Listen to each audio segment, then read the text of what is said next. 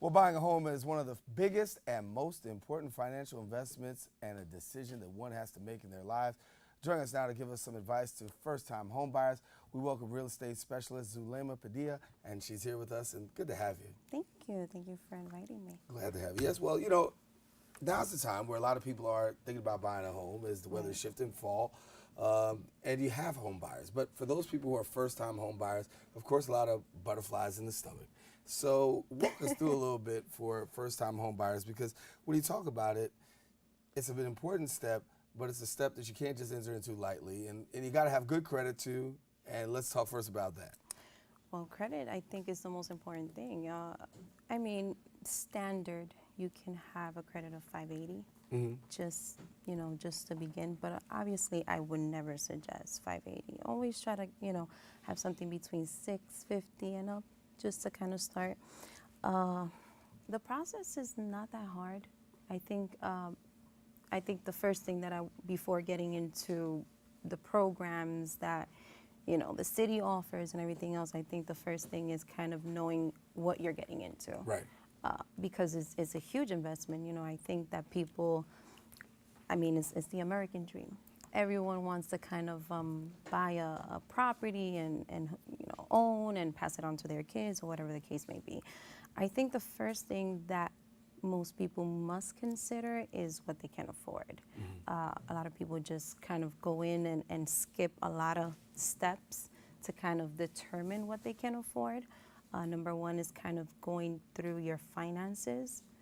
Finances is probably one of the most important things, because if you cannot afford, that income ratio situation, then, you end up in a bad situation, in the long run.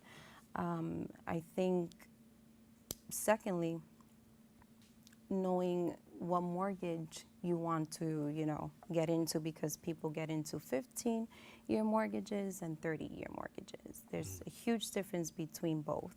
And so what's the huge difference there? Oh, wow.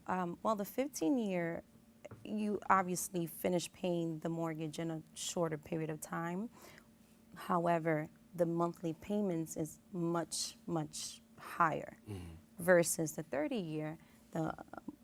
It's smaller payments because it extends throughout 30-year period. Right. So, and I want to bring that to clear to viewers, because somebody says, 1530, but really don't know the difference between. You could end up possibly paying more in a shorter period of time. right. It really depends what your finances look like. If you can afford a 15-year, then definitely go for it. The thing is that you can actually mix and match it. When you go a little further in, when you actually sit down with a mortgage lender and kind of discuss these options, is definitely something that you have to, run by them, just to kind of see if it's an option, because you can mix and match. You can actually have for instance, a lot of the millennials, for example, they want to buy a home, and in 5-10 years, they're going to move out. So it defeats the purpose to do a 30-year if you're going to sell within 5 years. And a mortgage lender can kind of, that's not my specialty, but it's something that you should bring to the table when you're choosing a mortgage. So what are some of the common mistakes that people make in this process? Wow. So many? A lot. Yeah, I think number one, of course, the budgeting. Finding out what you can afford. Not hiring an agent. I think that's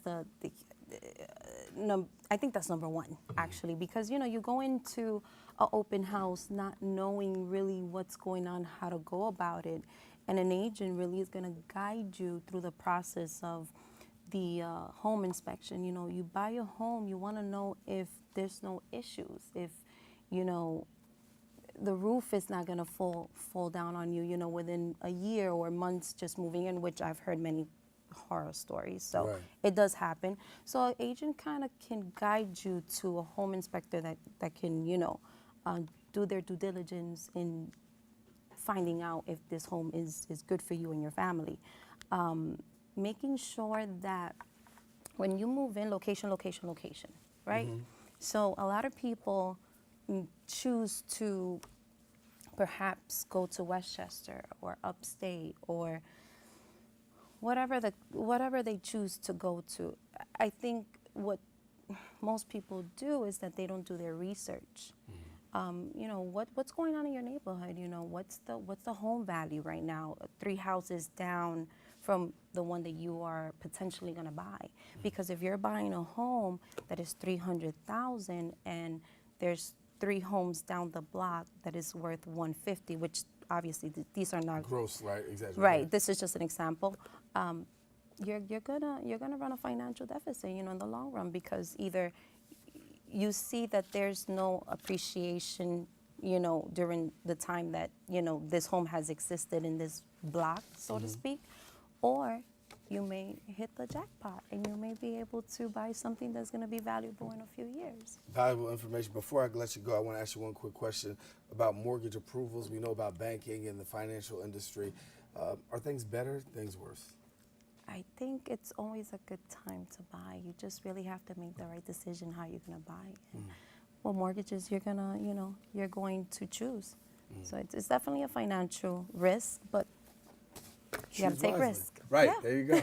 Thanks so much for coming to share with us. Absolutely. Of course, we want to give you some tips about being that first-time home buyer, so stay with us. Listen, taking a quick break. We got more shows. Stay with us. We're coming right back in just a few.